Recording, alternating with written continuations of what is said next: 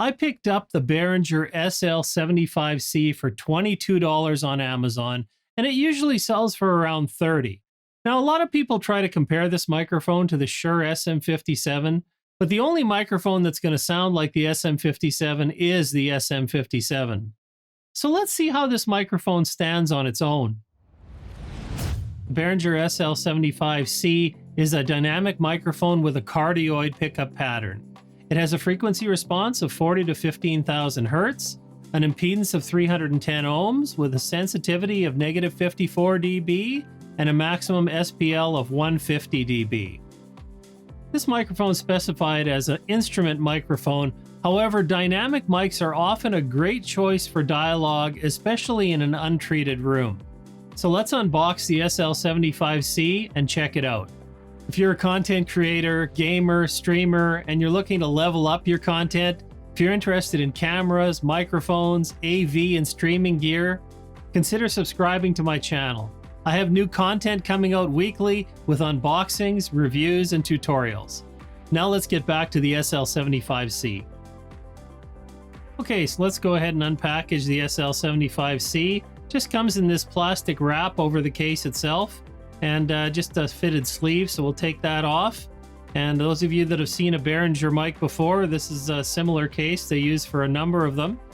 We'll open it up. Looks like inside we have some instructions here. There's a feature sheet. Just fold it open here. And they include, actually, looks like, yeah, frequency response curve as well as some specs, so that's nice to have.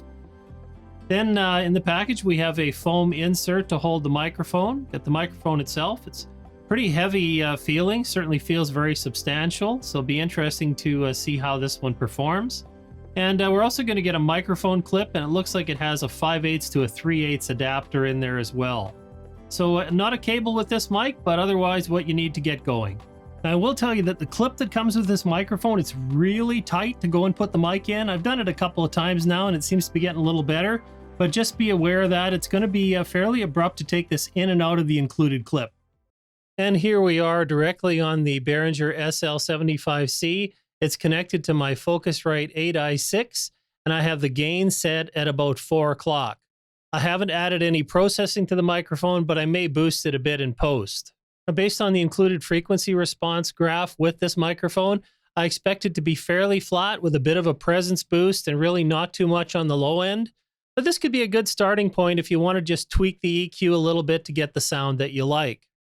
Now, this microphone is intended for instruments, so I don't expect it to have great plosive rejection. And you'll see that I have it set up where it's pointing across my mouth, so I'm not talking directly into it. But let's just do a test quickly for plosives. Plosive, plosive. And probably looking at the level meter, that just completely clipped and popped when I went to do that. So I would say that unless you have really good mic technique, you may want to use a pop filter with this microphone. But with it pointed across, it looks to me from the meters here that I'm not getting too many plosives coming through. And now I'd like to do a little bit of a test with distance for you on this microphone. So right now I'm sitting with the microphone about 3 inches away from my mouth, again pointing across so we can avoid some of the plosives. And now I'll move backwards. And now I'm at about 1 foot away from the microphone, and this is how the pickup is going to sound.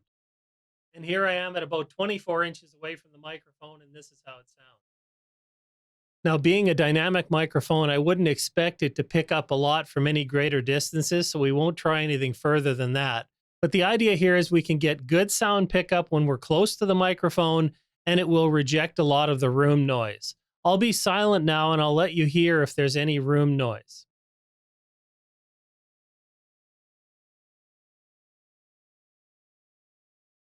Now we'll go ahead and compare this microphone to a few others, and all of them will be listening to without processing and about the same distance away from my mouth. So this is the SL75C, just so you can get used to the sound. Now we'll switch over to another dynamic microphone.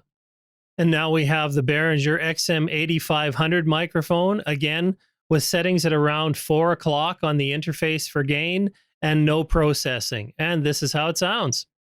And now, just so you can get used to the SL75C again, we're back on that microphone before we test another dynamic mic. And now we're on the newer NW40. This is another inexpensive dynamic microphone. And we can compare the sound to the SL75C. And again, back on the SL75C. Next, we'll compare it to a small diaphragm condenser microphone. Now we're on the AKG P170 small diameter condenser microphone, and this is what you can expect it to sound like with the same kind of setup.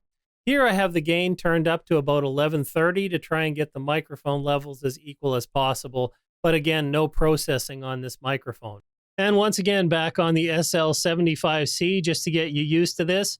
Now we'll try it out with an inexpensive lav microphone and see if that sounds any different. And now we're listening to the Boya BY-M1 lavalier microphone. This is again a very inexpensive microphone in the same kind of price point as the SL75C. And I wanted you to have an idea of what this might be like as an option if you didn't want to have that larger microphone in frame. Okay, and one final test I wanted to do with the microphone is for handling noise. So right now I'm touching the microphone and we can see what's picking up from that. We'll see if I tap the microphone, if it picks up, tapping the boom arm as well. And I can see from the meter that it is definitely picking that up. And because I know a number of you are going to be wondering about what the handling noise would be like with your desk, I've gone ahead and thrown a shock mount on this microphone. And once again, now I'm tapping on the desk. I'll go ahead and tap on the mic stand and we'll see just how much it's able to reject. And listening back to that in post, I can see that the microphone still picked up quite a bit with a shock mount. So I have to say the mic isn't very good at rejecting background noise, but the unprocessed audio sounds pretty reasonable to me. Again, this is a $30 microphone, so I'm not expecting wonders out of the box, but I think with a little EQ, this might be a viable option. And now I've gone ahead and thrown a little bit of EQ on this just to bring up the lows a bit and roll off a bit of that highs. And this is how it sounds. So again, I think with a little bit of EQ, you can probably tailor this to get the kind of sound that you want. Now for my final recommendations, I have to say that keeping in mind this microphone is available for around $30 on a regular basis. Again, I picked it up on a deal for $22 and you can't go too far wrong at that price. So in that price point, I have to say, I think this is a microphone you could work with. Is it going to sound as good out of the box as some microphones in a more expensive price category? Definitely not. But I think this is very workable, and being a dynamic microphone, if you have a room that's less than optimal for background noise, this could be a choice for you. It's also fairly inconspicuous in the frame. It doesn't have a very, very large footprint. And as you see, I haven't actually used a pop filter at all with the microphone in this video. Again, if you want to have it pointing directly at your mouth, I think you need to have that. But if you use proper technique and you have the microphone pointed across your mouth, I think you get away without making a whole lot of plosive sounds through the mic. So would I buy this microphone? Well, I guess I did, so it's kind of a silly question. But for $22, absolutely. Even $30, I think this is a really good value in a microphone. So I wouldn't hesitate to go ahead and pick this up if you're looking for a dynamic microphone, again, in this budget category. So I hope you found this video helpful and interesting. If you did, remember to think about subscribing to the channel, hit that like button, and consider checking out one of the other videos on the screen. As always, thanks for watching, and I'll see you next time.